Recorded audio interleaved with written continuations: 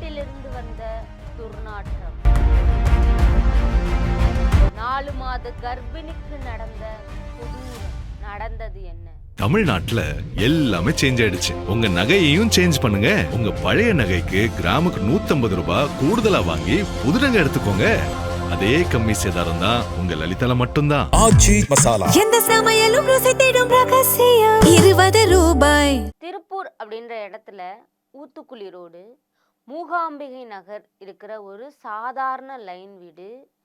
அந்த பகுதியில் மக்கள் வழக்கம் போல அவங்க வேலையை பார்த்துட்டு இருந்தப்போ, கடந்த 2 நாளாக ஒரு குறிப்பிட்ட வீட்டில் இருந்து மட்டும் ஏதோ ஒரு விசித்திரமான சகிச்சிக்கவே முடியாத துர்நாற்றம் வீச ஆரம்பிக்குது. முதல்ல ஏதோ ஒரு எலி செத்து கிடக்குது அப்படின்னு நினச்சி மக்கள் அதை சாதாரணமாக விட்டுறாங்க. போக போக தான் அந்த நாற்றம் தாங்க முடியாமல் கதவும் உள்பக்கமாக பூட்டு போட்டிருந்தனால சந்தேகப்பட்டு திருப்பூர் வடக்கு போலீஸாருக்கு ஃபோன் பண்ணி தகவல் சொல்கிறாங்க. போலீஸும் சம்பவ இடத்துக்கு வராங்க. கதவை தட்டி பார்க்குறாங்க. எந்த விதமான ரெஸ்பான்ஸும் இல்லை அப்படின்றனால அதுக்கப்புறமா கதவை உடைச்சிட்டு உள்ளே போன போலீஸுக்கு ஒரு பேரதிர்ச்சி காத்துட்டு இருந்திருக்கு. வீட்டுக்குள்ள ஒரு இளம் பெண் ரத்த வெள்ளத்தில் கொலை செய்யப்பட்டு கிடக்குறாங்க. அவங்களுக்கு பக்கத்தில் அவங்களுடைய கணவன் தூக்கில் தொங்கிட்டு இருக்காரு. யார் இவங்க, ஏன் இந்த நிலைமை? போலீஸார் அவங்களோட விசாரணையை ஸ்டார்ட் பண்ணுறாங்க. அப்பதான் தெரிய வருது, இறந்து போன அந்த பையன் பேரு சரவணகுமார், வயசு 27. அந்த பொண்ணு பேரு ஸ்ரீமதி, வயசு 19 தான் ஆகுது. இவங்க 2 பேருமே தஞ்சாவூர் மாவட்டத்தில் இருக்கக்கூடிய ஒரத்தநாடு பகுதியை சேர்ந்தவங்க அப்படின்ட்டு. இவங்க 2 பேருக்கும் நடுவில் காதல் மலருது. வயசு வித்தியாசம், ஊர் கட்டுப்பாடு, இதை எல்லாத்தையும் தாண்டி எப்படியாவது ஒன்றா வாழணும் அப்படின்னு சொல்லி கடந்த 1 வருஷத்துக்கு முன்னாடி 2 பேரும் காதலிச்சு கல்யாணமும் பண்ணிக்கிறாங்க. கல்யாணம் முடிஞ்சதும் புது வாழ்க்கையை ஸ்டார்ட் பண்ணலான்னு சொல்லிட்டு பிழைப்புக்காக திருப்பூருக்கு வராங்க. சரவணகுமார் அங்கே ஒரு வெல்டிங் ஒர்க் ஷாப்பில் வேலைக்கு சேர்றாரு. இந்த மூகாம்பிகை நகருக்கு அவங்க வந்து ஒரு 5 மாதம்தான் ஆகுது. ஆரம்பத்தில் எல்லா காதல் கதையை போல் இவங்க வாழ்க்கையும் ரொம்ப அழகாக தான் ஸ்டார்ட் ஆச்சு.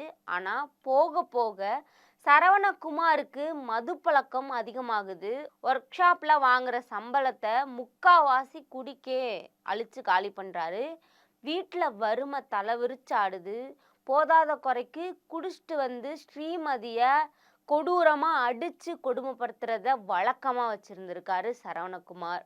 இதற்கு இடையில தான் இவங்க 2 பேருக்கும் ஒரு சந்தோஷமான விஷயம் நடக்குது. ஸ்ரீமதி கர்ப்பமாகறாங்க.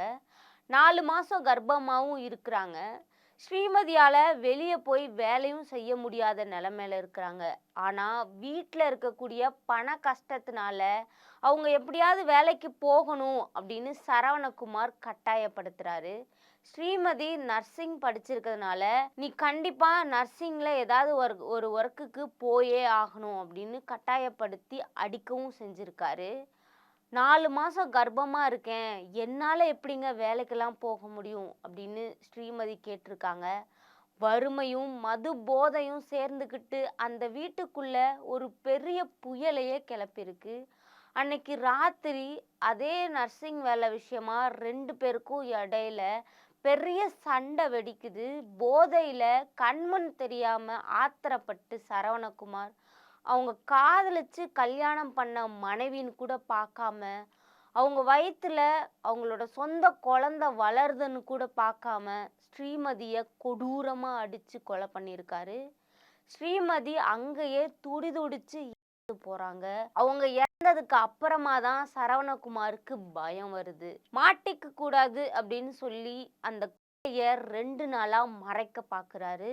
ஸ்ரீமதிக்கு ஏதோ கரண்ட் ஷாக் அடிச்சுது, அதனால தான் செத்துட்டாங்க அப்படின்னு போலீஸை நம்ப வச்சிடலான்னு நினச்ச சரவணகுமாருக்கு வீட்டில் சில விஷயங்களை செட் பண்ணி நாடகம் ஆடுறதுக்கு ட்ரை பண்ணுறாரு.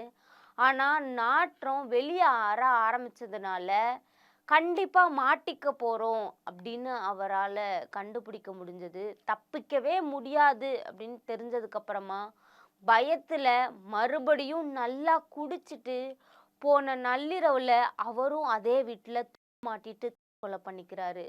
போலீஸ் தரப்புல விசாரிச்சப்போ ஸ்ரீமதி இறந்து 2 நாள் ஆகுதுன்னு, சரவணகுமார் நேற்றைக்கு நைட்டு தான் தூக்கு மாட்டிக்கிட்டாரு அப்படின்னு தெரிய வந்திருக்கு. காதலிச்சு கல்யாணம் பண்ணிக்கிட்டு மனைவிய, அதுவும் கர்ப்பமா இருக்கக்கூடிய பெண்ணுன்னு கூட பார்க்காம பணத்துக்காகவும் கோபத்துக்காகவும் அடிச்சே கொலை பண்ணிட்டு தானும் தற்கொலை பண்ணிக்கிட்டு இறந்திருக்காரு. இந்த சம்பவம் திருப்பூரையே சோகத்துல ஆழ்த்திருக்கு. ஒரு நிமிஷம் ஆத்திரமும் மது பழக்கமும் எப்படி ஒரு அழகான காதல் கதையை இப்படி சுடுகாட்டு கதையா மாத்திருக்கு அப்படின்னு பாத்தீங்களா? இதை பத்தி நீங்க என்ன நினைக்கிறீங்க அப்படின்னு சொல்லிட்டு மறக்காம கமெண்ட்ல சொல்லுங்க. இன்றைய கிங் வைரல் நியூஸ்களை வழங்குவோர் அதிக மசாலா அதிக சுவை ஆச்சி மசாலா. உங்களுடைய பழைய தங்க நகைகளை எக்ஸ்சேஞ்ச் பண்ணிட்டு கிராமுக்கு கூடுதல் பணம் பெற உங்கள் லலிதா ஜுவல்லரி. தமிழ்நாட்டுல எல்லாமே சேஞ்ச் ஆயிடுச்சு. உங்க நகையையும் சேஞ்ச் பண்ணுங்க. உங்க பழைய நகைக்கு கிராமுக்கு 150 ரூபாய் கூடுதலா வாங்கி புது நகை எடுத்துக்கோங்க. அதே கம்மி சேதாரம் தான் உங்க லலிதால மட்டும்தான். எந்த சமையலும் ருசி